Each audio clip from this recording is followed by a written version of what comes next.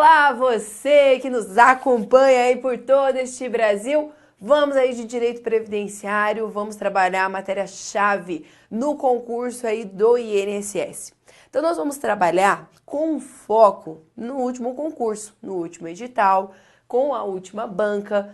Então assim, o INSS é uma certeza absoluta que vem a CESP? Não, mas historicamente a gente teve 2008 a CESP, nós tivemos a FCC em 2012 e agora tivemos novamente em 2016, né? Então são os anos de realização da prova, 2018, né, 2012 e aí 2016, nós tivemos novamente a CESP. Então, pode ser que venha a FCC, pode ser que se repita a CESP, pode ser que venha uma outra banca? Sim. Mas o nosso foco é trabalhar com o último edital, é trabalhar ali com base na última banca, resolver questões da banca que foi do último concurso e, claro, abordar aí os temas chaves para o seu concurso. O que é importante estudar? Tudo. Olha que bacana, tudo, porque a prova pode vir cobrando qualquer conteúdo. Então, tudo é importante, tudo é relevante. O que nós vamos fazer agora? Vamos trabalhar os principais pontos com relação a cada conteúdo que foi cobrado no último edital.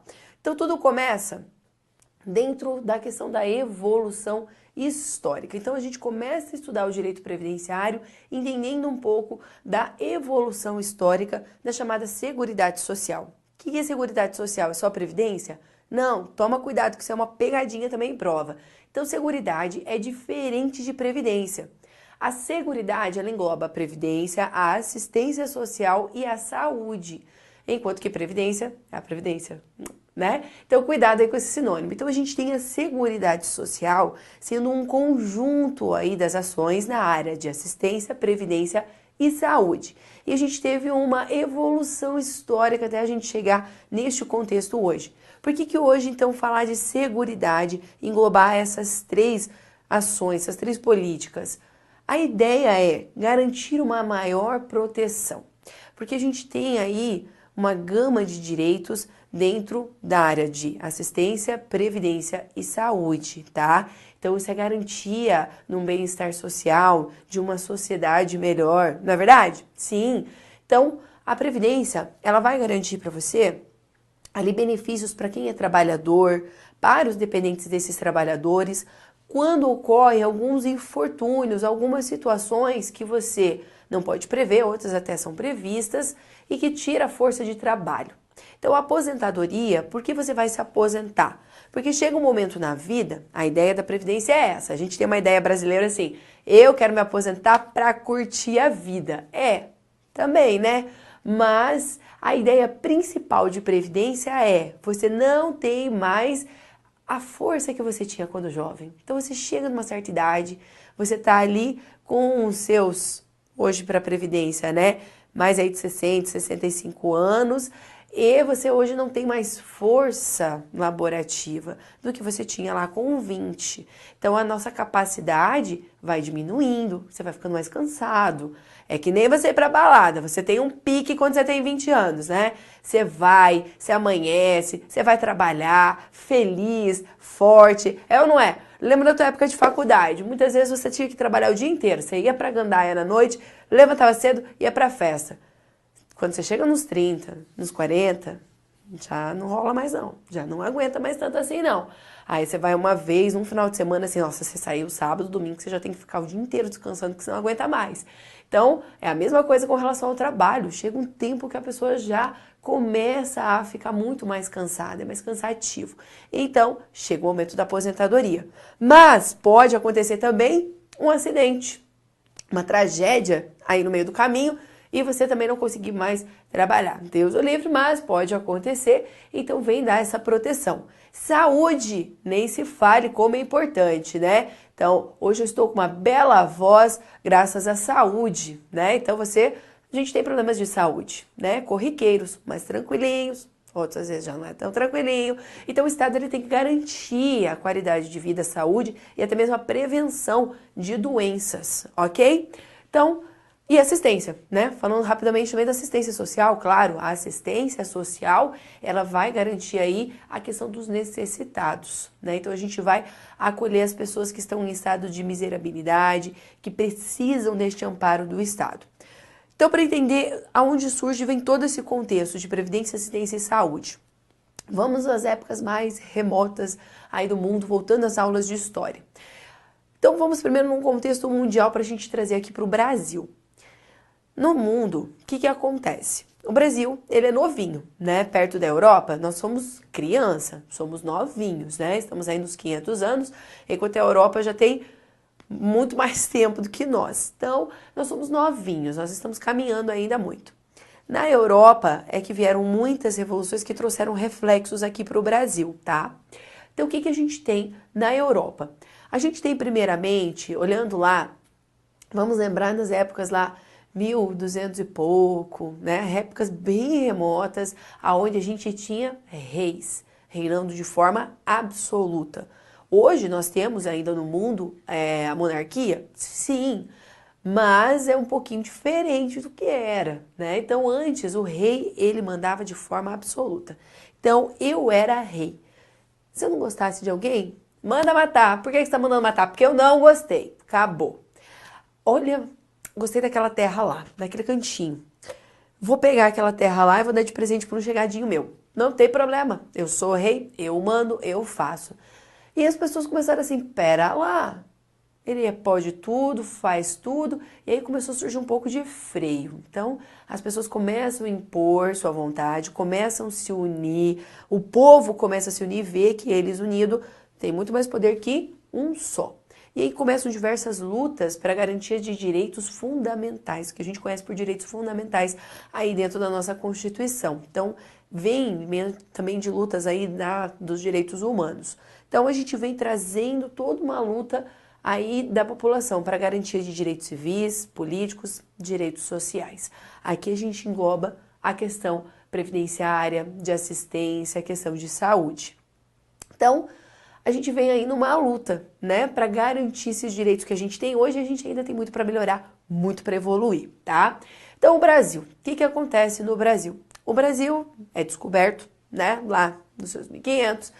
Aí a gente vem um momento de colônia, então Portugal manda aqui e nós não tínhamos trabalhadores, correto? Nós tínhamos escravos, uma triste realidade na nossa história, né? Então foi aí um pedaço negro da nossa história. Alguém se preocupava com as condições de trabalho? Ninguém se preocupava. Então se falava em previdência? Ninguém se preocupava.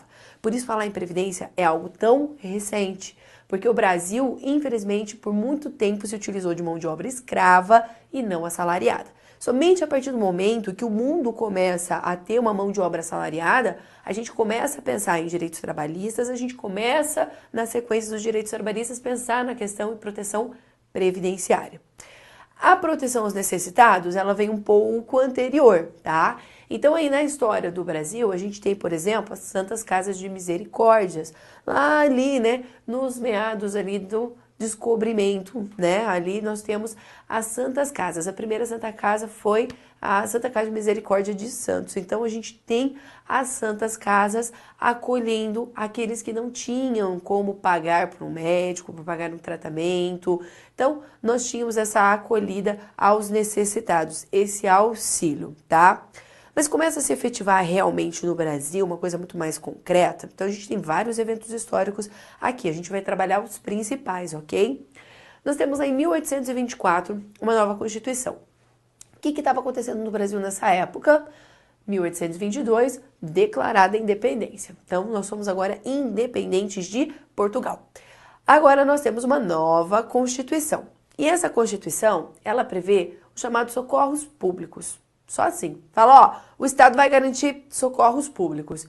Não trouxe muitos detalhes do que seriam esses socorros públicos, mas trouxe uma ideia que vinha da Europa. Então, o que estava acontecendo ali nesses meados e estava acontecendo na Europa? A gente estava, então, na Revolução Industrial, nós estávamos tendo muitas lutas sociais e a coisa estava caminhando nesse aspecto, tá? Depois vem mais forte para cá. Então, aqui, primeiramente, começa em 1824 os socorros públicos, porque lá na Inglaterra, bem antes do que os nossos socorros públicos, já tinha a lei dos pobres, né? Já começava a pensar numa assistência social. Então aqui a gente começa a pensar numa questão de assistencialismo. Opa, acolher os pobres. Então o Estado vem trazendo aí, olha, eu sou responsável também por dar um amparo aos pobres. Isso vem muito forte com o cristianismo também. Então, como nós éramos cristãos, nós tínhamos muito forte o cristianismo também nessa época no mundo e aqui no Brasil, agora que estava perdendo um pouco mais de força no mundo também, mas ainda tinha muito forte essa questão, essa ideia do cristianismo, do acolhimento ao pobre, da ajuda ao pobre, do auxílio. Então vem neste contexto esses socorros públicos. Logo na sequência, nós vamos ter a criação da mão geral. Então, a mão geral ela é a primeira iniciativa de previdência privada no país. Então, aqui começou a se formar o regime mutualista. Quem quisesse, tá, se associava, questões de servidores, não era para todo mundo também. Então, eles se associavam, pagavam ali uma contribuição para ter direito a alguns benefícios. Então, até hoje a gente tem essa sistemática dentro de uma previdência complementar, uma previdência privada. A gente contribui, você faz se você quiser, para depois ter um determinado benefício, uma aposentadoria, né? Retirar ali um determinado capital.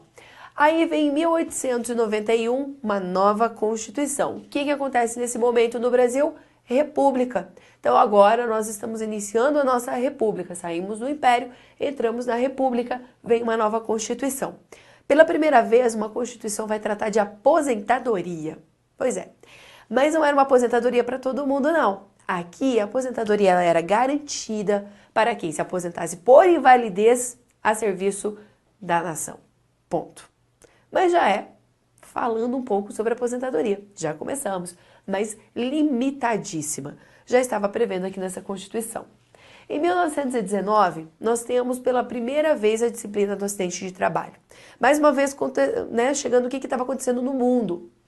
Então, nós saímos de uma Primeira Guerra Mundial, né? Nós vamos ter ali a Liga das Nações surgindo no mundo e surge também a OIT, a Organização Internacional do Trabalho. Então, aqui nesses meados é muito forte a luta trabalhista, a luta por melhoria aí das condições de trabalho. Então, o que estava acontecendo lá na Europa? As condições de trabalho degradantes, as pessoas trabalhando exaustivamente, sem uma jornada máxima aí de trabalho, sem direito a férias, sem direito a horas. Então, eram jornadas ali, ambientes insalubres, sem qualquer tipo de segurança, jornadas exaustivas, crianças, idosos. Nós não tínhamos uma regulamentação. Então, a gente tinha a ideia do quê? Deixa todo mundo ali, regulamenta o capital, faz as normas de trabalho, todo mundo se vira e viu que não deu certo. O Estado precisava intervir. Se o Estado não viesse a intervir, ele teria que lidar com uma revolta muito grande da população, né? Uma luta ali que estava se armando. Então, a gente tem principalmente fatos que criaram essa questão trabalhista muito forte. Nós viemos da Alemanha, por exemplo. Em 1917, nós temos a Constituição Mexicana, que foi ali um grande marco nas questões aí de direitos sociais.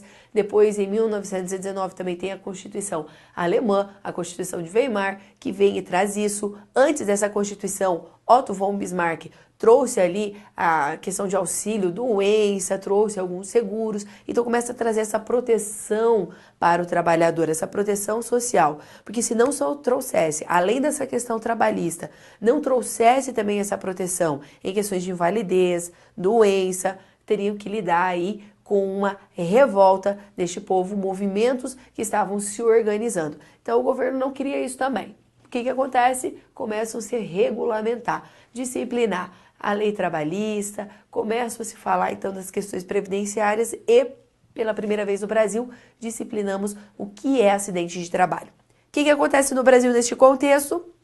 Aqui nós já temos mão de obra assalariada, graças a Deus. Acabou a escravidão no país e a gente começa a ter a mão de obra assalariada. Então começam a vir muitos europeus, em razão até da Primeira Guerra, vem muita gente para cá, acaba também vindo trabalhar aqui, buscando condições melhores, se estruturar. Muitos aqui no Brasil são descendentes aí Eu, né, tá da cara, descendente aí de alemão, polonês, italiano, muitos europeus que vieram para cá para construir a vida, né, sair, fugir da guerra, da miséria, ter uma nova vida e trabalhar, claro, de modo assalariado. Mas, claro, a gente é campo, né? Então a gente ainda também não tinha muito forte a questão da industrialização, mas já estava começando. Então já estava começando a se construir estradas de ferro, já estávamos pipocando alguma coisa ou outra de indústria, mas ainda muito pouco, mas já tinha. E aqui era necessário já falar disciplinar o acidente de trabalho.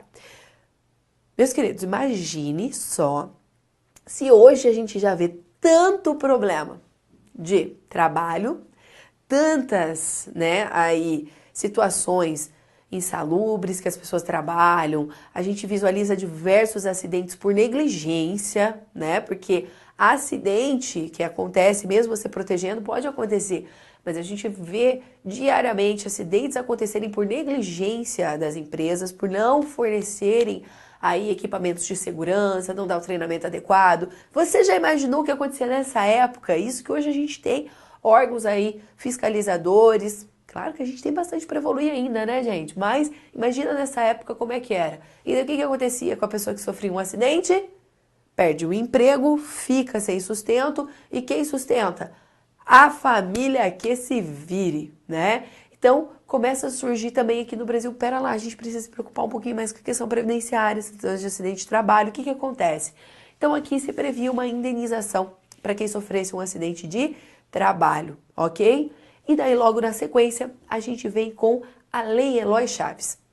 Esse aqui é o assunto mais importante, sem sombra de dúvidas, para o concurso, tá? A Lei Eloy Chaves, ela é um marco da Previdência Social no Brasil. Então, a gente pode falar que ela é o marco inicial da Previdência Social no nosso país. Tanto que a data da publicação da lei, que é 24 de janeiro, é até hoje comemorada com o aniversário do INSS. Então, até hoje se comemora o aniversário da Previdência no dia 24 de janeiro, que foi a data da publicação da lei, 24 de janeiro de 1923. O deputado Eloy Chaves, também, né, um cara instruído, inteligente, vendo aquelas situações também aí de trabalho e vendo as situações dos ferroviários, o pessoal que trabalhava em estradas de ferro, cria aí uma legislação de proteção.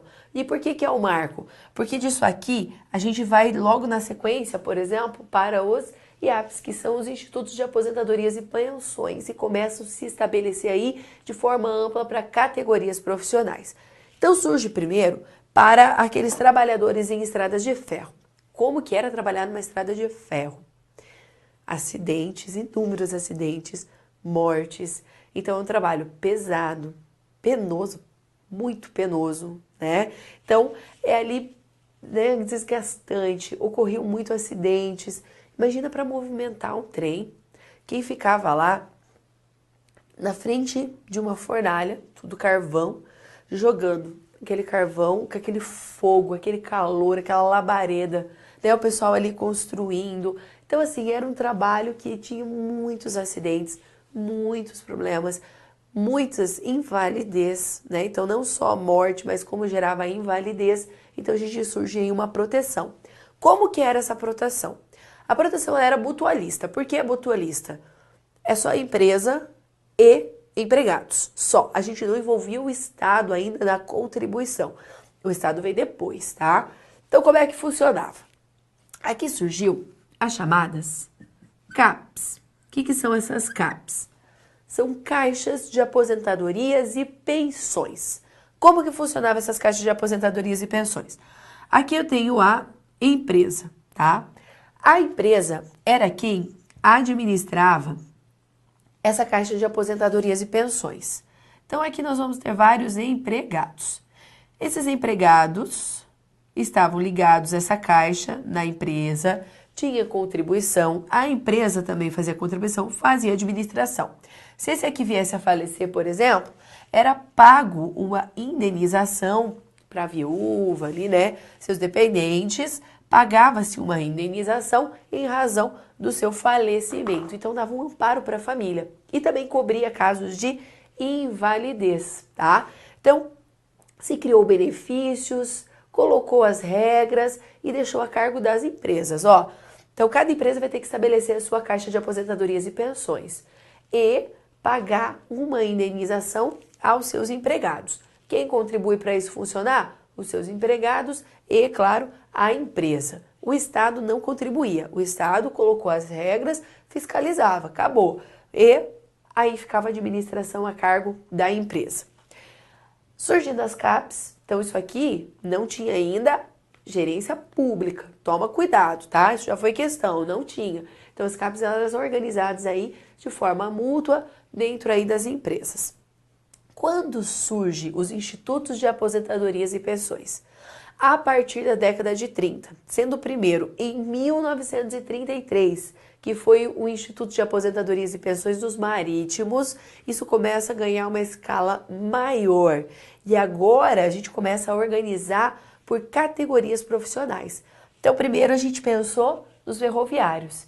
E essa ideia das CAPs surgem os institutos de aposentadorias e pensões. Então surge primeiro dos marítimos, e depois vai ter dos comerciários, e depois vão indo para outras categorias profissionais. Aí o que acontece? Logo em sequência, vem uma nova Constituição e começa uma nova organização. Esses institutos de aposentadorias e pensões foram surgindo na década de 30, década de 40, década de 50, então foram surgindo diversos institutos. Em 1934, a Constituição veio e falou o seguinte, agora nós iremos participar também no pagamento. Então o Estado também vai contribuir para garantir aposentadorias e pensões. Então agora o Estado também passa a contribuir, beleza? Então esse aqui é o custeio tríplice. Por que eu custeio tríplice? E até hoje é assim. Porque aqui quem faz o custeio, porque esse sistema não é barato, né? Então manter todo o sistema de seguridade, manter previdência não é barato. Qual é a principal fonte que a gente vai buscar? No Estado, vamos ter as contribuições dos empregadores e vamos ter a contribuição dos trabalhadores. E até hoje nós vamos ter essa sistemática funcionando, ok? Aí vamos dar um pulo no tempo e vamos para 1960. Ele não aconteceu mais nada no meio do caminho? Aconteceu, mas a gente vai trabalhar só os principais pontos, ok? Bom, 1960 nós temos a LOPS, Lei Orgânica da Previdência Social. A Lei Orgânica da Previdência Social, ela unificou a legislação. Então nós tínhamos várias leis, vários regulamentos, juntamos tudo num só e criamos uma lei. Esses são os beneficiários, esses são os benefícios que são pagos dentro da Previdência Social. E daí, logo na sequência, a gente vai unir todos esses institutos de aposentadorias e pensões que foram criados a partir da década de 30, são unidos em um único instituto, o INPS. Então, em 1966, é publicada a lei, aí em 67 instituído, o INPS, até hoje famoso, né, pelas filas gigantes do INPS. Então, o Instituto Nacional de Previdência Social foi criado e instituiu um único órgão, a unificação administrativa. Bom, surgindo aqui, passando do INPS, que ficou muito famoso até hoje, né, os mais antigos chamam do INPS, vamos para 1972. Como funcionava também? Por muito tempo, tá? O Instituto Nacional, a gente não tinha uma abrangência tão grande também de categorias profissionais, tá? Concentrava-se muito nos trabalhadores urbanos, a gente não trabalhava o rural, a gente tem o rural de forma afastada, nós tínhamos, depois foi instituído o Fundo Rural, nós tínhamos muito mais uma questão assistencial para o trabalhador rural. Para você ter ideia, o trabalhador rural antes ganhava meio salário mínimo, né, de uma assistência quando chegasse a uma determinada idade. Então, era muito mais um assistencialismo. E só em 1972, só para você ter ideia como foi, não era todos tão contemplados assim, só em 72 o empregado doméstico vem a fazer parte aí como um segurado obrigatório dentro do INPS, ok? tivemos a lei instituído, né, o emprego doméstico, trazendo regras para o trabalho doméstico, também só em 1972, recente, né? Em 1977, nós temos o Simpaz. Então, o que foi decidido? Vamos organizar em um sistema nacional as ações na área de previdência e assistência social. E aí surge o Simpaz. O Simpaz, nós vamos ter diversos órgãos que tem um esqueminha, tá? Eles formam a palavra difícil para os órgãos que faziam parte do Simpaz. Então, nós temos o DATAPREV, que é o único que está até hoje aí, né, atuante, o INPS, temos o FUNABEM, temos o IAPAS, temos o SEMI, temos o INAMPS e temos a LBA, tá? Então, eles faziam parte do Simpaz. O único que está atuante até hoje, DATAPREV, tá? Que é o órgão de processamento de dados aí da Previdência. O INPS era o órgão responsável pela concessão e manutenção de benefícios previdenciários. Então, eram previstos diversos benefícios dentro aqui da LOPS. Então, aqui eram previstos, por exemplo, a gente tinha pensão, a aposentadoria, pecúlios, tinham benefícios que até nem existem mais hoje. Então, era o INPS que fazia, opa, você tem direito, você não tem direito. Vamos manter? Não vamos. Era esse órgão que fazia toda essa sistemática.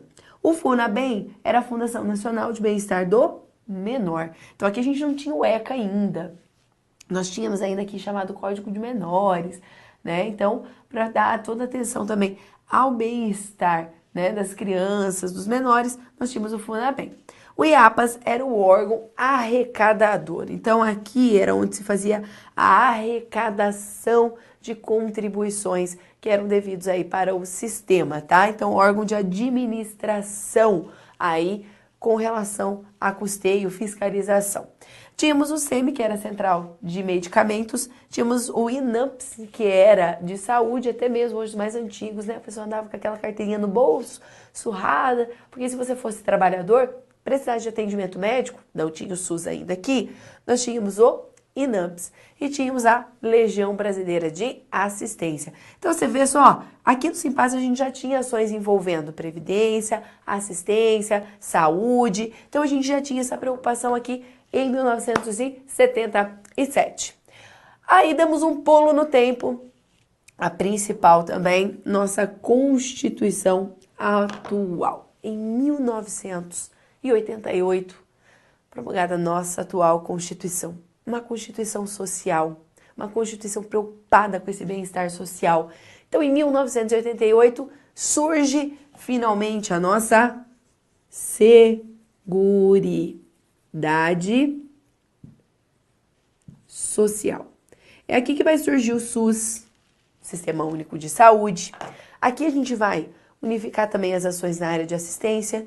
E é por isso que também vão depois, a década de 90, extinguindo todos os órgãos aqui. Porque agora a gente tem a Seguridade, não tem mais por que ter o Simpaz. Então não precisa mais ter a LBA, a gente tem o SUAS, a gente tem o Sistema Único de Assistência. Não tem mais por que ter o INAMPS, nós temos o SUS, saúde para todo mundo. Nós não precisamos ter o SEMI também, mas a Central de Medicamentos, nós temos a questão do SUS também. Nós não precisamos mais ter o FUNABEM. E o INPS e o IAPAS, em 1990, formam o INSS. Então, nós vamos ter uma fusão do INPS com o IAPAS para formar o INSS, o Instituto Nacional do Seguro Social. Então, em um único órgão agora, a gente faz a arrecadação, fiscalização de contribuições, faz a concessão e manutenção de benefícios previdenciários. Tudo no INSS em 1990, ok? Aí, na sequência também, nós vamos ter as leis, que é a base do estudo do direito previdenciário.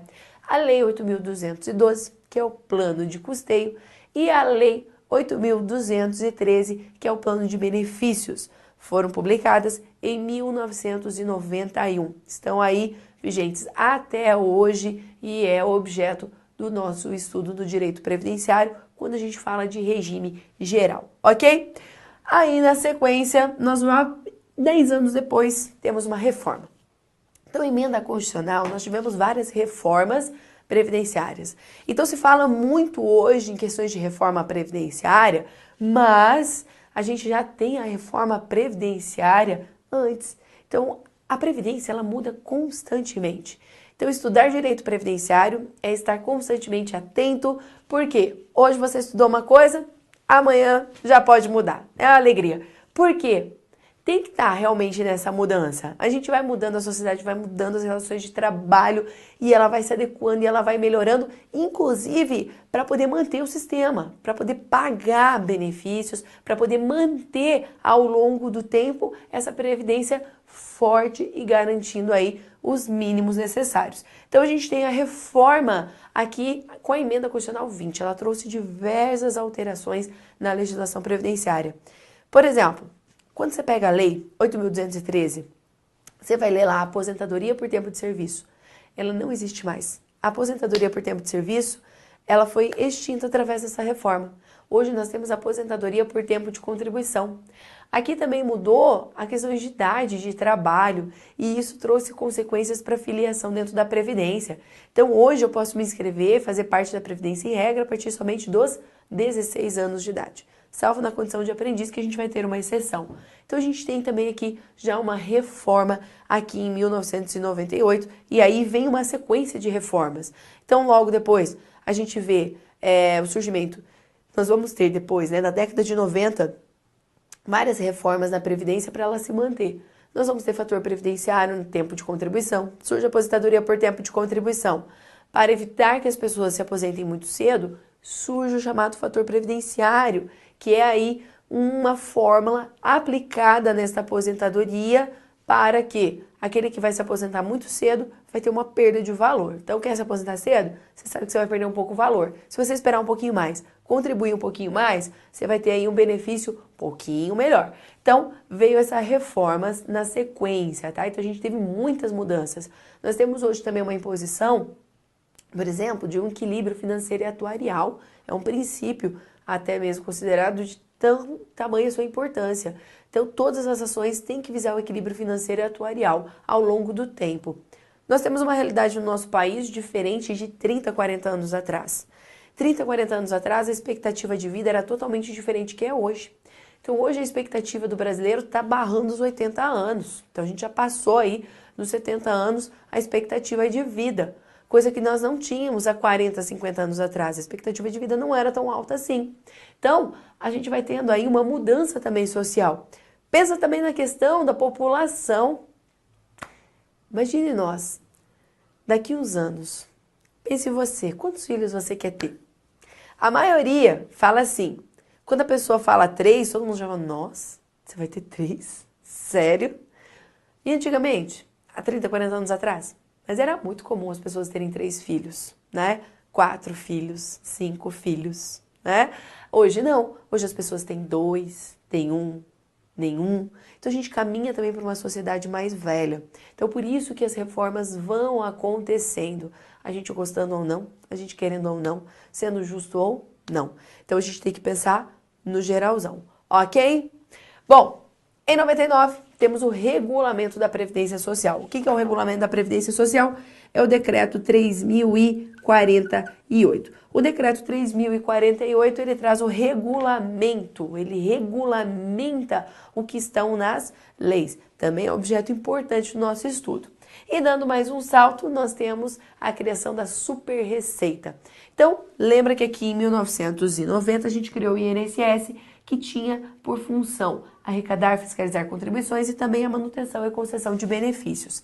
Com a Super Receita, sai definitivamente do Ministério da Previdência a competência de arrecadar e fiscalizar contribuições. Tudo fica nas mãos da Receita Federal. Então, a Secretaria da Receita Federal do Brasil hoje é responsável por fazer toda a arrecadação, fiscalização, normatização com relação às contribuições sociais.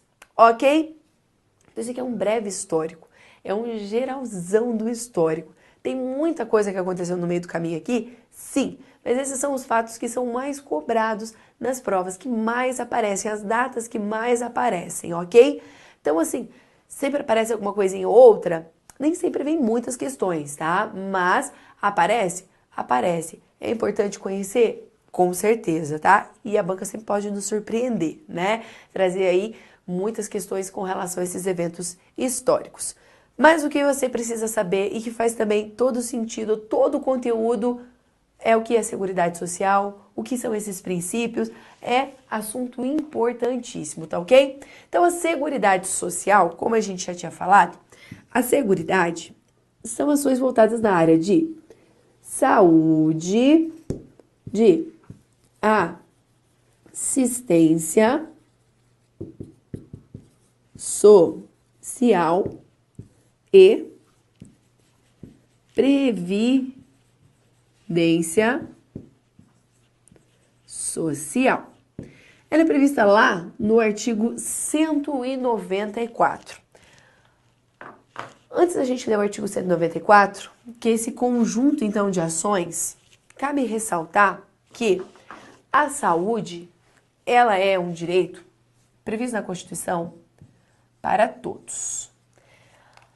A Constituição, então, a partir do artigo 194, ela começa a disciplinar o que é a Seguridade Social. Nós é importante ler? Com certeza, importantíssimo ler todos os dispositivos como em relação à seguridade, até o fim.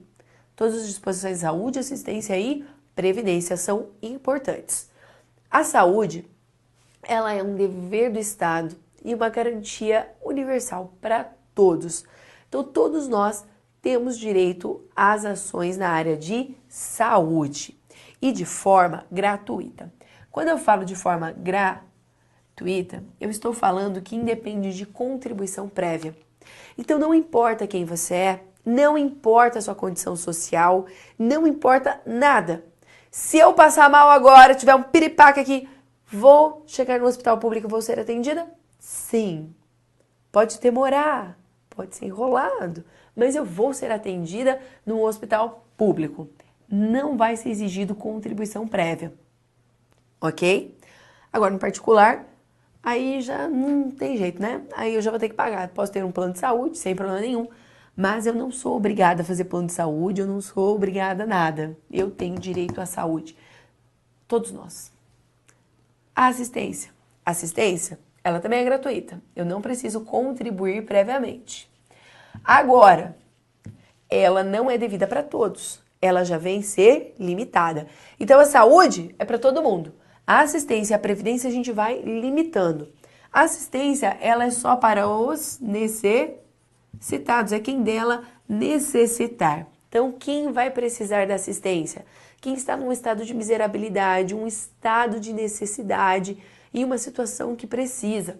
Então, a assistência social, por exemplo, ela vai garantir para uma pessoa que é deficiente, que a família não tem condições de dar ali o mínimo necessário para a sobrevivência, vem o Estado e paga um salário mínimo para garantir ali o mínimo necessário para garantir uma vida digna, né? Diz que o mínimo necessário para vida digna no Brasil é o salário mínimo. Enfim, né? Não está lá também essas coisas, mas é o que está previsto então dentro da nossa legislação. Perfeito?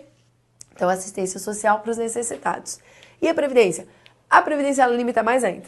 A Previdência, ela é contributiva, então tem que contribuir, não vai ser gratuita.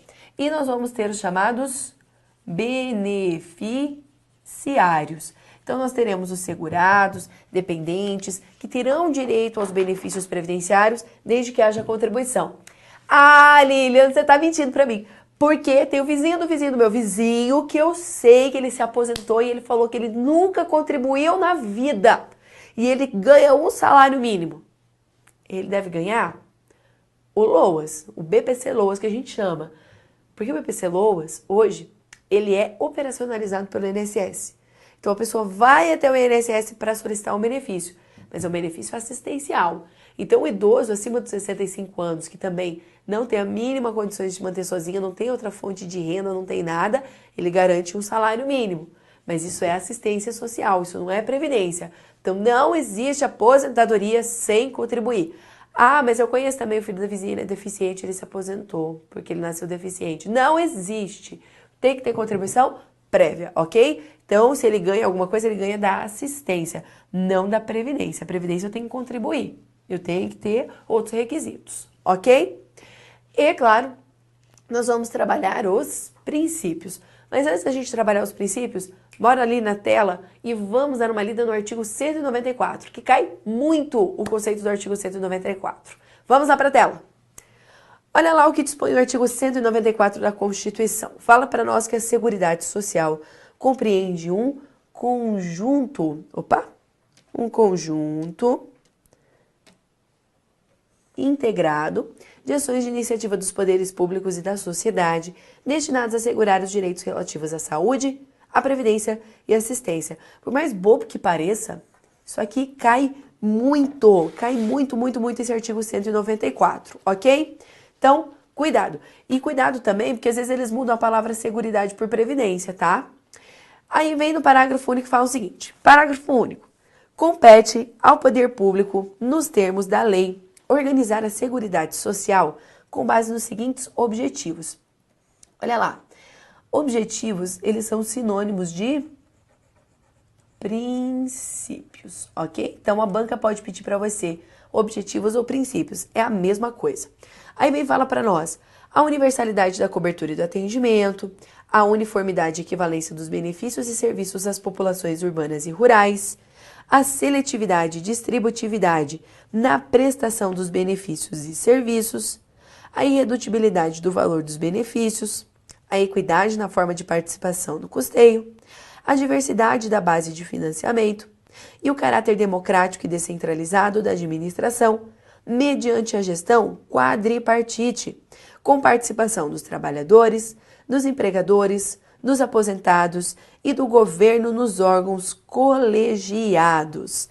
Então, olhe lá, nós temos uma série de princípios e objetivos dentro aí das ações na área de seguridade social. Para você não esquecer, tem o esqueminha do SICUDEU, tá? Então, lembra da palavra, ó, SICUDEU são os princípios que estão aí regendo aí a Seguridade Social. Então vamos trabalhar aí os principais pontos de cada um desses princípios, ó. A gente fala de seletividade e distributividade muito junto também da universalidade da cobertura e do atendimento, tá? Então, primeiro eu vou falar desse, a universalidade da cobertura e do atendimento. A universalidade da cobertura quer dizer que eu vou cobrir todos os riscos e vou também atender a todas as pessoas. Então eu vou trazer aí um atendimento para todas as pessoas, vou trazer uma cobertura de todos os riscos sociais, todos os infortúnios que as pessoas podem sofrer e que podem tirar a sua capacidade laborativa.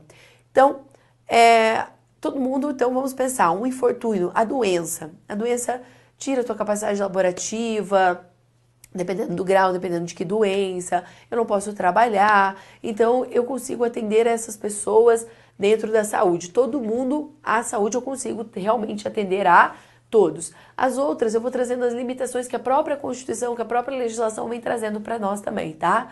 Mas a ideia é a seguridade, isso aqui eu tô falando de saúde, assistência e previdência. A seguridade, ela cobre todos os riscos e atende todas as pessoas. Quem consegue fazer isso legal, atendimento geral? Para a saúde, tá? As outras vão ter as limitações que seguem na lei. Mas atendendo, inclusive, essa universalidade de atendimento, dentro da Previdência Social, nós vamos ter a figura do segurado facultativo. A pessoa que nem precisa contribuir, não é obrigada a fazer parte do sistema, mas pode aderir para um dia ter aposentadoria, ter benefícios, caso aí preencha os requisitos. Aí nós vamos ter a seletividade e distributividade. Beleza, a gente tem que atender todo mundo, cobrir todo mundo, é legal. Mas não tem como, né? Recursos aí são escassos. Então eu preciso selecionar quais benefícios, quem eu vou atender e vou distribuir para esses. Vou fazer chegar para estes benefícios e serviços. Então imagina aqui a seletividade, tá? Aqui na Previdência, a gente vê, por exemplo, isso aqui ocorrendo no salário família. O salário família, auxílio reclusão são benefícios que são devidos para segurados de baixa renda. Então, quando eu falo de baixa renda, eu estou selecionando. Eu estou selecionando alguns só. Não dá para pagar para todo mundo. Então, a gente vai pagar só para esses de baixa renda. A distributividade ela vem com uma consequência que eu vou fazer chegar a esses estados. Como que eu vou realmente distribuir, efetivar isso. Então, o exemplo que é mais fácil de entender aqui é pensar na questão da saúde, né? Eu preciso garantir saúde para as pessoas. Então, aonde que o poder público constrói um hospital? Ele sempre vai ter que fazer esse estudo. Como que eu vou fazer para chegar à saúde para aquela população? Então, quando ele vai construir um hospital, ele vai pensar nisso, na questão de distributividade, né? Prestação para aquela, né, um tratamento, uma referência, por exemplo, tratamento para queimaduras, né? Então, vou fazer um hospital para tratamento de queimaduras. Então, vou selecionar uma região de fácil acesso, aonde várias pessoas possam ter acesso. Então, isso é garantir a distributividade, tá?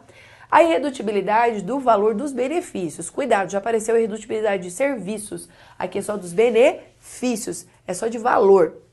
O que é benefício, o que é serviço, Lília? Benefício é prestação pecuniária, o que eu pago ali. Pago aposentadoria, pago LOAS, pago serviço.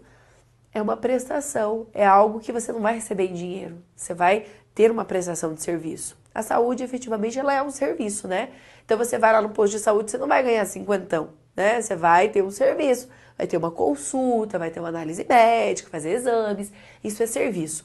O que não pode ter redutibilidade é do valor dos benefícios. Essa redutibilidade, ela é de valor nominal, inicialmente concedido, a gente vai ter que manter. O caráter democrático e descentralizado, ele gera bastante confusão, tá? Por quê? Toma cuidado. Olha o esqueminha aqui. Quando eu falo de gestão administrativa, eu estou falando de quadripartite. Quando eu falo de custeio tripartite, é diferente de gestão, tá?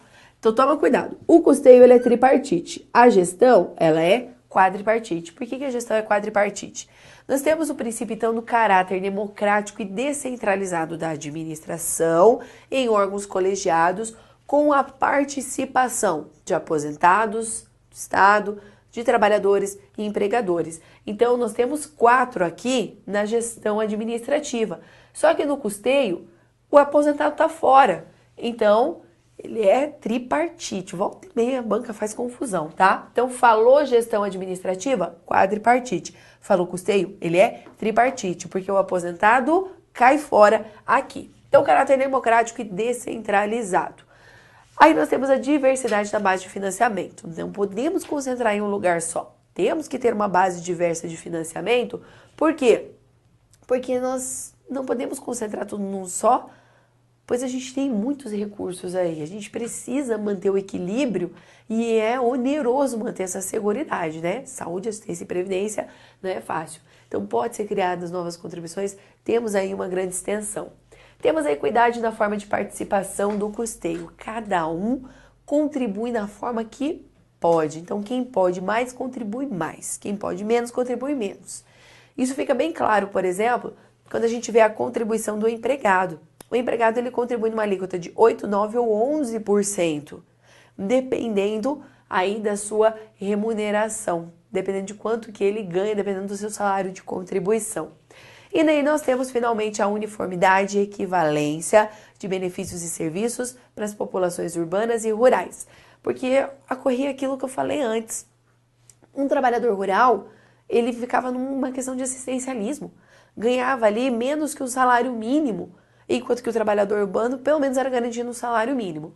Então, quando eu falo de uniformidade e equivalência, estou falando o seguinte, se pelo menos o mínimo de benefício, o valor mínimo para pagamento de benefícios na Previdência Social é um salário mínimo para o trabalhador urbano, isso também tem que ser garantido para o trabalhador rural. É isso que a Constituição veio trazer essa uniformidade e equivalência. Não ficar colocando ali o trabalhador rural no assistencialismo e nessa diferenciação. Não, então tem que ter garantidas mínimas aí para ambos. Não precisa ser tudo igual para ambos, mas a gente vai garantir esses mínimos. Então, a gente tem que ter essa uniformidade e equivalência, ok? Então fique super atento aqui com relação aos princípios. Como que eles aparecem? Às vezes aparecem só mudando a palavra aqui, coloca irredutibilidade dos serviços, ou coloca a redutibilidade, muda a universalidade na distributividade, só muda essas coisinhas, ou traz assim, explicando, tá? Então a CESP ela tem muito costume também de trazer uma questão conceitual com relação a estes princípios, ok? Então, fique atento aí no Gerazão com esses princípios. Mas esses princípios que a gente trabalhou são chamados princípios expressos. Dentro aqui ainda a gente tem os chamados princípios implícitos. Os princípios implícitos são aqueles princípios que estão também na lei, mas não está escrito lá, são objetivos, tá? São chamados princípios implícitos. Eles são considerados princípios dada a importância dessa legislação. Vamos voltar lá para a tela? Que a gente vai ler onde que estão esses princípios implícitos. Então, me acompanha lá na tela. Então, o artigo 195 fala o seguinte: a Seguridade Social será financiada por toda a sociedade, de forma direta ou indireta, nos termos da lei, mediante recursos provenientes dos orçamentos da União, dos Estados, do Distrito Federal e dos municípios, e das seguintes contribuições sociais. Então, para no caput. Então, o que vem dizer esse artigo 195? Ele vem trazer um dos princípios gerais dentro aqui da questão da seguridade, que é o princípio da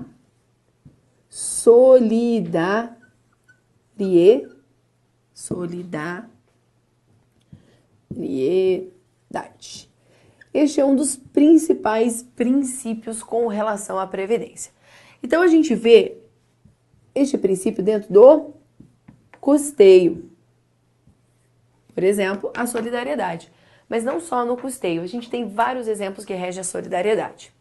A gente tem também a questão que a gente chama de pacto de geração. Então, funciona o seguinte: quando a gente fala do sistema previdenciário, eu falo da seguinte maneira. Imagine, eu, Lilian, eu estou aqui, eu trabalho em iniciativa privada, eu contribuo para o INSS. Então, eu vou contribuir ao longo de anos e quando chegar o tempo eu vou me aposentar. Então, eu contribuí por anos e anos e anos. Chego lá na frente, aí quando eu recebo minha aposentadoria, eu olho assim, nossa, pensei que eu ia ganhar uns 5 mil, vou ganhar uns 3. Nossa, tanto tempo que eu contribuí, uma vida inteira de trabalho para ganhar só isso. Você já ouviu essa frase, não ouviu? Você já ouviu? Se você conhece alguém que é aposentado pelo INSS, você não deve ter ouvido a pessoa falar assim, nossa, tô super feliz que a aposentadoria foi justíssima. Não. Por quê? Porque existe esse pacto de geração, essa solidariedade. Então, a ideia do sistema previdenciário público, ele é solidariedade. É diferente do sistema complementar, privado, que é um sistema de capitalização. Então, quando você faz uma previdência privada, o que acontece? Você contribui durante 40 anos e você sabe que daí você vai ter 1 milhão, 2 milhões lá para você retirar ou receber em benefícios. Então, você faz uma poupança, você faz uma programação. Isso não acontece no sistema previdenciário. E outro detalhe, nem tudo que você ganha, você contribui. Então, principalmente o empregado, nem todas as verbas que você ganha entram na sua contribuição. Tem muitas verbas que você ganha como empregado que você não vai contribuir. Então, isso que causa assim um negócio, nossa, eu contribuí por tanto tempo.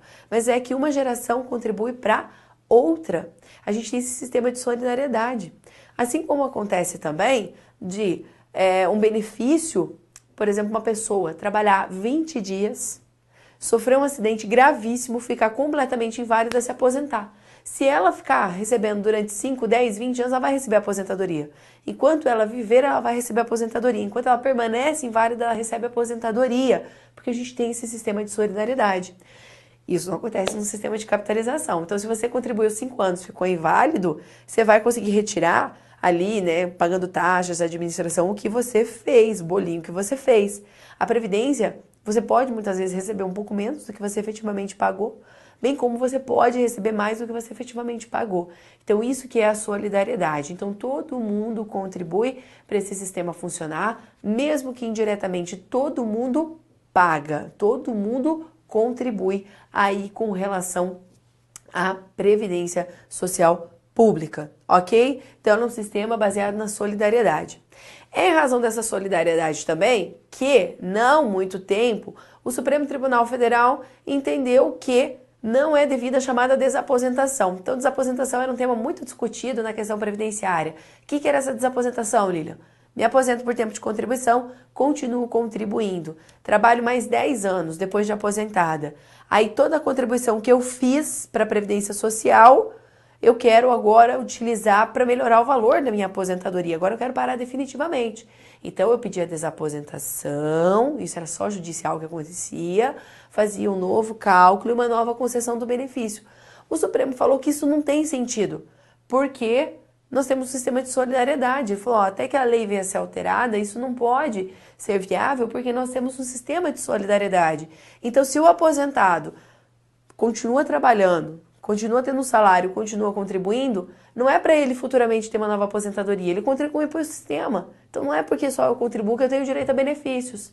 Então, o sistema previdenciário público não funciona assim. Eu contribuo, eu tenho direito a receber. Não funciona dessa maneira, tá? Até mesmo que tem empresas, as empresas ajudam e as empresas não vão receber benefício nenhum. E muitas vezes, claro, você vai receber benefício, você contribui para receber, né? Mas não funciona assim, eu vou ter um montante X, eu tenho que reaver. É um sistema de solidariedade, ok? Então é diferente de previdência privada. Então, na Previdência pode acontecer de você receber menos do que você pagou? Pode, assim como pode você receber mais também do que você pagou. Então, é um pacto de gerações. E hoje quem trabalha mantém quem está aposentado. No futuro, quando eu me aposentar, é uma nova geração que vai sustentar o sistema para que eu possa receber. Então, é isso que a gente chama de solidariedade. Ele é um princípio geral aí dentro da Seguridade, um dos principais princípios que a gente tem dentro da Seguridade Social, ok? Vamos voltar lá para a tela. Aí nós temos o parágrafo 5º desse artigo 195, que vem e fala assim para nós, ó. Nenhum benefício ou serviço da Seguridade Social poderá ser criado, majorado ou estendido sem a correspondente fonte de custeio total. Esse aqui é o que a gente chama de princípio da contrapartida ou pré-existência do custeio, tá? Então, a previdência, a seguridade, a assistência, a saúde, a seguridade, para criar um novo benefício, para majorar ou estender, tem que ter uma fonte de custeio prévio e total. Às vezes a pegadinha é colocar parcial, né? Ou é só na área de previdência. Não, é saúde, assistência e previdência, seguridade como um todo, tem que ter essa fonte de custeio prévio total. Não pode se criar um benefício que senão isso coloca em risco todo o sistema. Voltando lá, temos o parágrafo 6º. As contribuições sociais de que trata esse artigo só poderão ser exigidos decorridos 90 dias da data da publicação da lei que as houver instituído ou modificado, não sendo aplicado o disposto no artigo 153b. O que é esse princípio aqui? Vem para cá também. Vamos explicar um pouquinho sobre o chamado princípio da noventena. Então, esse aqui é o da noventena. Ou também chamado de anterioridade nonagesimal, tá? O que significa isso aqui? A ideia geral, que está prevista lá no artigo 150 da Constituição, em questões de tributos, é eu crio num ano e cobro no outro. Isso se chama anterioridade, tá? Ou anterioridade do exercício financeiro. Então, se a banca simplesmente falar só anterioridade, tá falando do exercício financeiro, tá? Então, tem que trazer o noventena, tem que ser anterioridade nonagesimal, tem que trazer a ideia do nonagesimal, do noventena. Senão, tá falando da regra geral. Qual que é a regra geral? Quando, então, tem aumento de impostos, né, num determinado ano. Então, em 2017, por exemplo, aumentam, né, o legislativo trouxe aumentos, criou novos tributos, mas eles vão ser cobrados somente no ano de 2018. Então, o exercício financeiro anterior a 2018. Qual que é o exercício financeiro? 2018. É esse exercício que a gente vai cobrar. Mas a gente cria no exercício financeiro anterior, lá em 2017. Para a contribuição social, a gente não precisa criar em 2017 para cobrar em 2018. Pode criar em 2018? Pode. Só tem que respeitar o prazo de 90 dias contados da publicação. publicação da lei. Então só tem que respeitar o prazo de 90 dias da data da publicação da lei. Ponto. A gente não precisa respeitar a anterioridade. Não precisa respeitar a anterioridade do exercício financeiro. Outro princípio implícito que aparece direto. Vamos lá para a tela? Aí vem o parágrafo 9º e fala para nós o seguinte: as contribuições sociais previstas no inciso 1º do caput desse artigo poderão ter alíquotas, tá? Ou bases aí de cálculo diferenciadas em razão de atividade econômica, da utilização intensiva de mão de obra, do porte da empresa ou condição estrutural do mercado de trabalho. Então grava isso aqui, ó, alíquotas ou bases de cálculo diferenciadas. E quais são essas contribuições? Então vamos trabalhar isso aqui agora. Olha lá. O que está determinado aqui? Então, esse aqui é o que a gente chama da regrinha do PACU, para você não esquecer.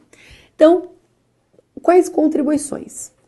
As contribuições que tem por base aquelas de folhas de salário, as contribuições sobre lucro e as contribuições sobre receita ou faturamento, elas poderão então ter bases ou alíquotas. Então a gente pode ter base ou alíquota diferenciada em razão da regrinha do PACU, ou seja, em razão do porte da empresa, em razão da atividade desta empresa, a condição do mercado e a utilização de mão de obra. Então, nós temos porte da empresa, atividade, condição do mercado e utilização de mão de obra. Então, a gente pode ter alíquotas diferenciadas nessas contribuições aqui. Essas contribuições, folhas de salário, lucro, receita e faturamento, são contribuições devidas pelas empresas e equiparadas. Então, as empresas que pagam. Então, por exemplo, a lei fala para nós assim, ó, em regra geral, a contribuição sobre folhas de salário é soma a remuneração geral de todo mundo, 20% é a contribuição sobre folhas de salário. Meu Deus, se uma empresa é pequena, pagar 20%. Se eu tenho, por exemplo, eu tenho uma empresa pequena e tenho 3 funcionários, eu pago 2.000 para eles. Então, eu já tenho o quê? 6.000. 20% de 6.000 para mim pode ser pesado pra caramba. Então, nossa, não dá, não consigo manter. Então, pode ter alíquotas ou base de cálculo diferente. É o que a gente vê no Simples, por exemplo. As empresas, né, microempresas, empresas de pequeno porte, que estão aí dentro do Simples. Então, o que é o Simples? Ele une diversos tributos, inclusive contribuições sociais, em uma única forma ali de contribuição e de tributação. Simplifica a forma de recolher impostos e também diferencia ali o valor, questões de base de cálculo e alíquota com relação ao valor dessas contribuições. Ótimo, resolveu a vida da empresa. Ufa, então empresas, dependendo do seu porte, né, pode ter diferenciações. Até mesmo as questões de atividade, a utilização às vezes de mão de obra, né? Então às vezes é tanta mão de obra, a empresa não conseguiria se sustentar. A gente traz aí uma alíquota um pouco diferente para a questão de manutenção do emprego, né? Garantir o emprego das pessoas. Então vai nessa condição, isso vai oscilando. Nossa, eu preciso saber de todas essas diferenciações? Claro que não, a gente precisa conhecer para o concurso a regra geral, né? Isso aqui muda com bastante frequência, vem muito questões de economia, o governo vai, traz as regras gerais. Então, mas a gente tem que saber dessa regrinha, tá? Então, pode em relação porte, atividade, condição de mercado ou utilização de mão de obra. Então, isso são o que a gente chama de princípios implícitos. Eles são os principais princípios implícitos com relação aí à Constituição. Ok? Então, grava bem isso aqui. E agora vamos dando sequência. Vamos continuar falando e agora vamos falar um pouquinho sobre a Previdência. Vamos entrar no tema Previdência Social. Então, olha lá. O que a gente vai trabalhar agora? Eu vou fazer um esquema para a gente possa compreender mais ou menos o que que é. A gente vai trabalhar uma tabela e depois a gente vai fazer um esquema com relação à questão previdenciária, tá? Então é o seguinte, quando eu falo de previdência de um modo geral, eu posso estar falando da previdência pública, mas a gente tem também aquela previdência complementar. Então, qual que é a principal diferença entre uma e outra? A previdência pública, ela é obrigatória. Então, a ideia é o seguinte, qualquer pessoa que trabalhe, tenha remuneração, tá? Trabalhe no nosso país, tem que estar em alguma das previdências públicas. Então, quais são elas? A gente tem o regime geral de previdência social, que é o objeto do nosso estudo, e nós temos os regimes próprios de previdência social, que é onde você busca estar, né? Então, aqui é somente para aqueles que ocupam cargo de provimento efetivo, tá? Porque quando a gente pensa em um servidor público, a gente pode ter o cargo em comissão, não é verdade? A gente tem o cargo efetivo. O cargo em comissão, quando ele é exclusivamente em comissão, ele não está dentro do regime próprio, tá? Então, o regime próprio, ele é destinado exclusivamente para aqueles que ocupam um cargo de provimento efetivo. Então, você passou num concurso público, assumiu, aquele cargo é seu, tá? Então, esse cargo de provimento efetivo, dentro da União, os estados, o Distrito Federal, municípios, suas autarquias e fundações. E aí as regras, né, da aposentadoria dentro do setor público ficam um pouquinho diferente. Aonde está previsto esse regime próprio? Esse regime próprio está previsto lá no artigo 40 da Constituição Federal, tá? Então nós temos as regras aí com relação a esse regime próprio, tá? Mas é importante a gente conhecer esse regime próprio, principalmente quando a gente vai trabalhar depois as questões de segurados dentro do regime geral. O regime geral, como já falei, ele é geral. Então, quem não tá aqui, vai estar tudo para cá, tá? Inclusive os empregados públicos, os cargos em comissão, aquele pessoal que é contratado de forma temporária, vai estar tudo aqui. Então, ele é um regime abrangente. Quem está fora de um regime próprio, o regime geral abraça. Então, você vai fazer parte deste regime geral. Aqui, a filiação ela é obrigatória. Você querendo ou não, você vai fazer parte. Aqui, diferente, ela tem natureza, filiação facultativa. Você faz se você quiser. Ela vem a ser um complemento, já falou, ela é complementar. Então, você contribui aqui. Dentro do regime geral, a gente falou, hoje tem um teto. Então, ninguém vai ganhar acima desse teto. Então, uma pessoa que ganhe por mês, por exemplo, 15 mil reais, ela vai ficar muito infeliz quando ela vier se aposentar se ela não fizer uma complementar, se ela não pensar num plano B para sua aposentadoria. Porque o INSS não vai pagar 15 mil, ela não vai contribuir sobre 15 mil e ela não vai receber 15 mil. Então, ela tem que pensar em uma alternativa. Essa complementar existe também dentro do setor público, tá? Então, hoje nós também tivemos algumas reformas dentro de regimes próprios, né? Então, alguns regimes também já possuem aí o seu teto e a previdência complementar também, tá? Então, a União tem, os estados hoje, todos os estados têm também, tá? Distrito Federal, municípios, nem todos os municípios possuem um regime próprio.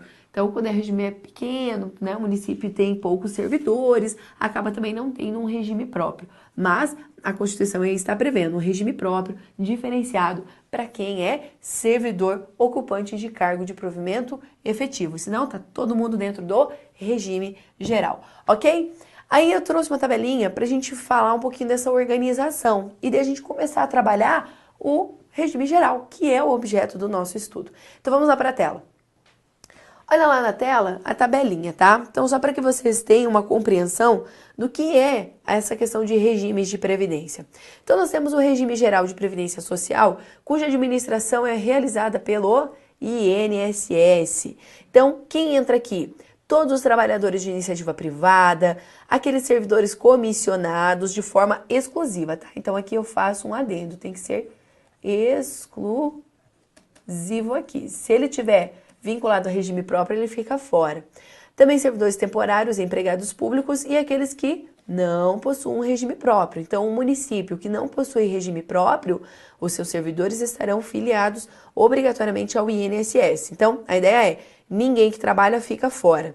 Já os regimes próprios, nós vamos ter a União, os municípios, o Distrito Federal e vai ser os ocupantes de cargo de provimento efetivo. O regime complementar oficial, nós vamos ter através da União, Estados, Municípios e Distrito Federal que os criarem para que eles também ocupantes de cargo de provimento efetivo. E nós vamos ter o regime complementar próprio ou privado, que são os fundos de previdência privada, que são bancos, seguradoras, em regime aberto ou fechado. O que é regime aberto ou fechado? É quando aberto qualquer pessoa pode fazer parte, fechado é para um grupo de pessoas. Então, por exemplo, a OAB possui um regime complementar fechado, só para os advogados. E aqui é para quem interessar, porque esses aqui, lembra, a filiação ela é facultativa. Para cá, a filiação ela é obrigatória, ok? Então, nós temos aqui um pouco de regras aqui. O regime complementar, tá? Ele é facultativo, mas o Estado interfere também nele. Então, você faz um contrato, você faz facultativo, mas o Estado fiscaliza para ver se está tudo de acordo, se está tudo certinho, né? Se as regras estão sendo obedecidas, ok? Agora, vou fazer um esquemão geral para você ter uma ideia do que é o regime geral de previdência social. Então vamos trabalhar ali rapidão o que é esse regime de previdência social e a gente começa a trabalhar depois as questões dos beneficiários, tá? Desse regime. Então o que é o regime geral? O regime geral de previdência social. Como a gente já viu, ele é administrado, operacionalizado pelo INSS, certo? Então, o INSS é o órgão que faz a administração. Ele vai ver quem que é segurado, quem tem direito a benefícios, concessões, tudo certinho. Quem vai ter acesso à Previdência Social são os chamados beneficiários. Os beneficiários, a gente divide eles em segurados e em dependentes. Além de beneficiários, os segurados, eles são contribuintes. Então, os segurados, eles também contribuem, tá? E os dependentes, eles possuem uma ligação econômica com esses segurados, de forma presumida ou devendo comprovar essa filiação, essa vinculação econômica que eles têm, tá?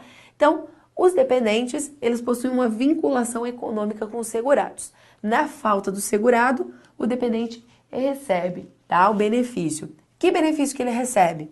Então, os dependentes, eles têm direito a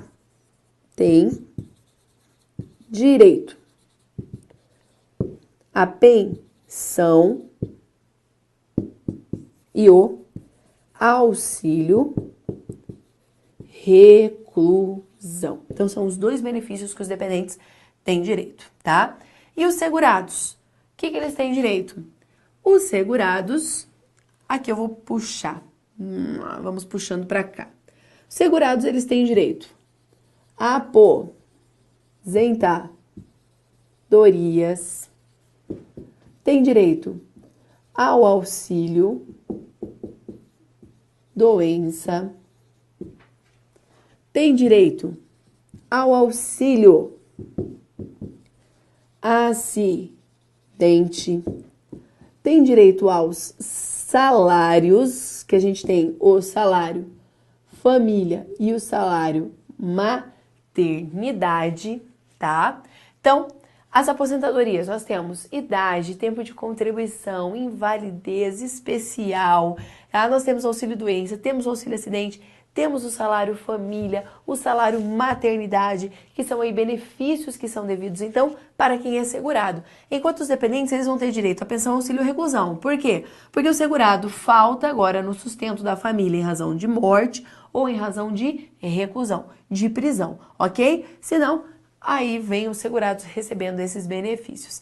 E quem contribui é o segurado. Se o segurado não contribuir, não preencher os requisitos, os dependentes, consequentemente, não recebem benefícios. E quem são esses segurados?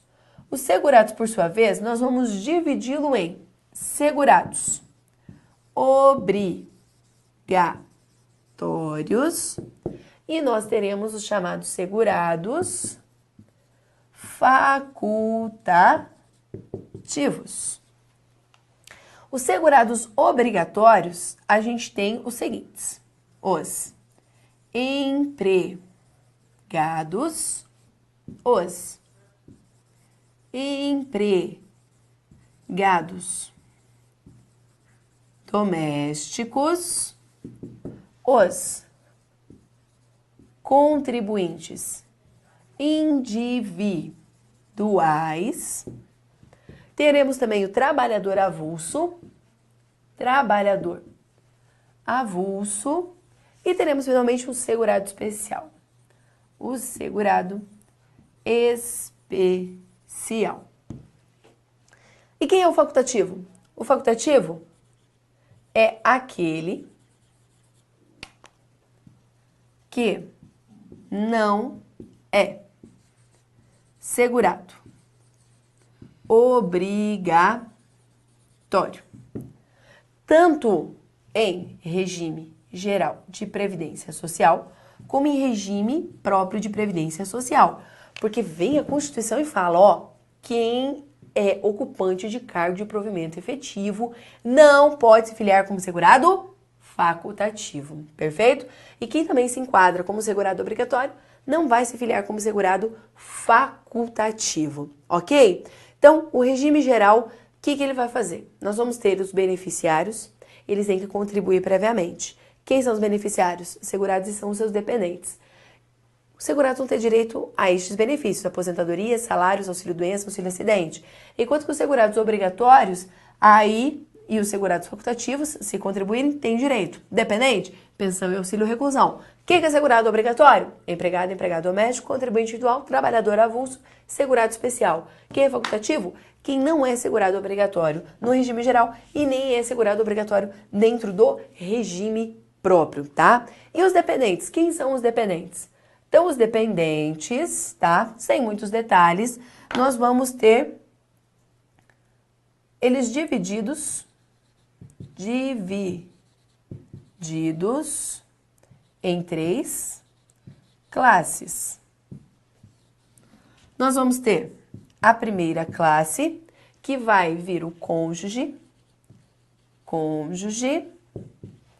ou companheiro ou companheira, e filhos e equiparados aos filhos.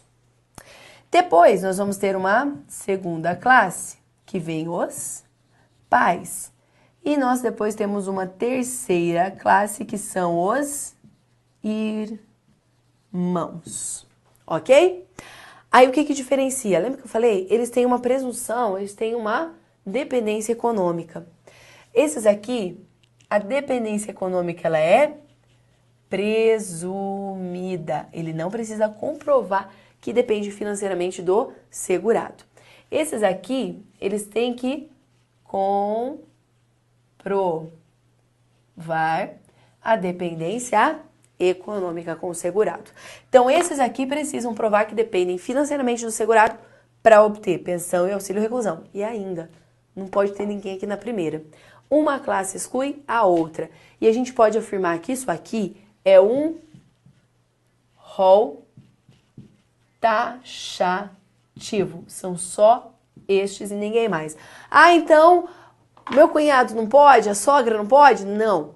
É cônjuge, companheiro, filhos, ou os pais, ou os irmãos. Ninguém mais. Se não está nesse rol, não pode ser considerado aí o dependente. Ok? Então, aqui é para vocês terem uma visão geral do que é benefícios e do que são os beneficiários. E é a partir disso aqui que a gente vai trabalhar tudo. Como que eles contribuem, como que eles vão receber esses benefícios, né? Quais são os requisitos, mas isso aqui é um geral, um resumão geral para que você tenha noção. Quem é beneficiário, quem contribui e que tipo de benefícios que nós temos dentro da Previdência, tá ok?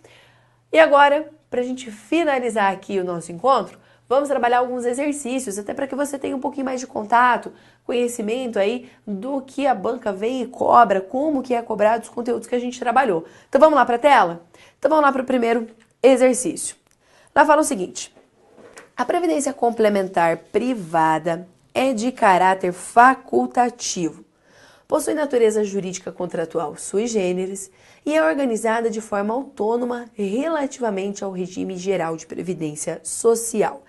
Essa questão, ela está certa. Por que ela está certa? Porque a previdência complementar privada, ela é sim de caráter facultativo. Quando eu falo que ela possui natureza sui generis, porque ela é a única do seu gênero. Além, ela tem um contrato, tá? Então você coloca a regra, então a previdência privada ela vem, coloca as regras, quanto tempo de contribuição, como que você vai receber, mas tudo organizado também, fiscalizado e tem uma interferência também do Estado, do poder público, tá?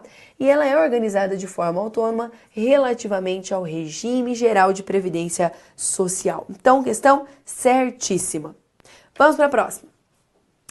A Seguridade Social, nos moldes como é atualmente conhecida, é fruto da evolução legislativa quanto à garantia dos direitos sociais no Brasil e foi introduzida no ordenamento jurídico pátrio pela Constituição de 1988, que estão também certa.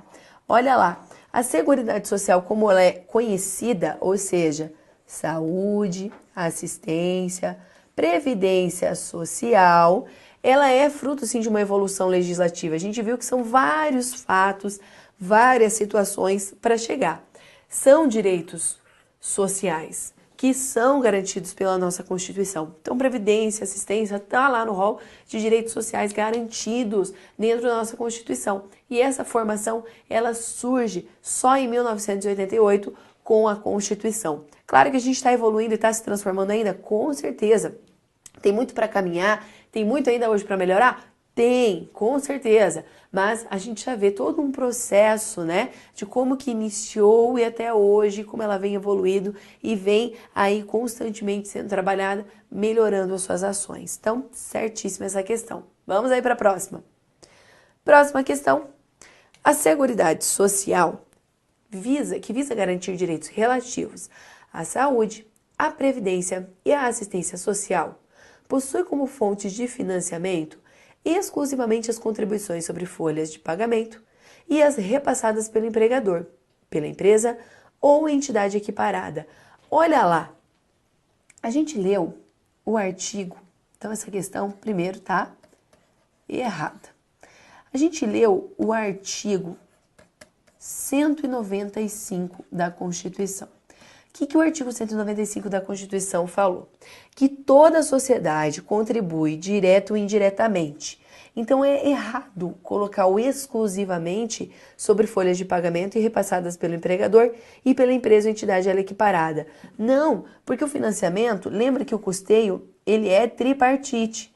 A gente vai ter o empregador, nós vamos ter trabalhador e nós vamos também ter o Estado nessa forma de contribuição. E lá no artigo 195 da Constituição, ele fala das contribuições sociais. Então, quais são as contribuições sociais? Nós vamos ter por parte das empresas, nós vamos ter ali também por parte dos trabalhadores contribuições. E tem outras contribuições também que são previstas. Então, quando ele colocou de forma exclusiva, está errado, porque a gente, primeiro, tem uma base diversificada aí de financiamento, né? Nós temos o custeio tripartite. É só você lembrando desses pedaços que a gente já matava aqui a questão. Então, o Estado também colabora, trabalhadores também. E lá no artigo 195 deixou claro, toda a sociedade de forma direta ou indireta. Então, o Estado vem contribuindo, a empresa vem, o trabalhador também vem. Então, a forma ela é muito mais ampla e não exclusiva por parte da empresa ou do empregador. Vamos para a próxima. Próxima questão. No Brasil, iniciou-se o regime próprio de previdência dos servidores públicos com o advento da Lei Eloy Chaves em 1923, que determinou a criação das caixas de aposentadorias e pensões para os ferroviários. Questão errada. Por que a questão está errada? Olha o que ele fala lá. Fala que se iniciou o regime próprio de previdência dos servidores públicos. Então é esse aqui que é o erro, nada disso. Mas é certo a gente falar que através da Lei Eloy Chaves foram criadas caixas de aposentadorias e pensões para os ferroviários? Sim, mas isso aqui não é previdência dos servidores, né? Ele é considerado o marco da previdência social no nosso país, tá? E a partir das ações, a partir dessa lei, é que foi se ampliando todas as ações na área de previdência social, ganhando força para diversas categorias, mas não criou o regime próprio de previdência dos servidores públicos. Então, errado. E lembrem, as caixas de aposentadorias e pensões, nós tínhamos uma questão bem mutualista, empresa que administrava, que fazia toda ali a organização e pagamento de benefícios quando previstos, ok? Então, vamos dando sequência. Próxima. Dado o princípio da universalidade da cobertura, a Seguridade Social tem abrangência limitada àqueles segurados que contribuem para o sistema. Toma cuidado. O que ele falou aqui para nós? Seguridade. Então, se ele está falando de seguridade, está falando da universalidade de cobertura, primeiro, a universalidade da cobertura, a gente está falando do objeto, do que são os infortúnios, do que são os riscos que são cobertos, correto? Aí, vem e fala limitada àqueles que contribuem para o sistema. Então, primeiro a gente está falando de riscos, a gente não está falando do atendimento. E outra, a questão de limitação só ocorre na previdência e não na seguridade. Então, ela é limitada para quem contribui, mas estamos falando de previdência e não de seguridade. Em regra, a seguridade ela é independente de quem contribui. Só que quando a gente fala de cobertura, a gente pensa nos riscos que são cobertos, aos infortúnios que a gente vai proteger, quem que a gente vai proteger e depois as pessoas que a gente vai atender, a gente fala do atendimento, ok? Então, questão errada também. Então, a gente teve um gostinho de como que a banca cobra, como que ela pode vir trazendo a questão para você, né? Uma noção geral de os fatos históricos que são importantes, né? Questão de princípios que também são relevantes e importantes, e ali um geral sobre o regime geral, que é o objeto do nosso estudo, ok? Então, desejo para você aí bons estudos, nos vemos na próxima. Até mais!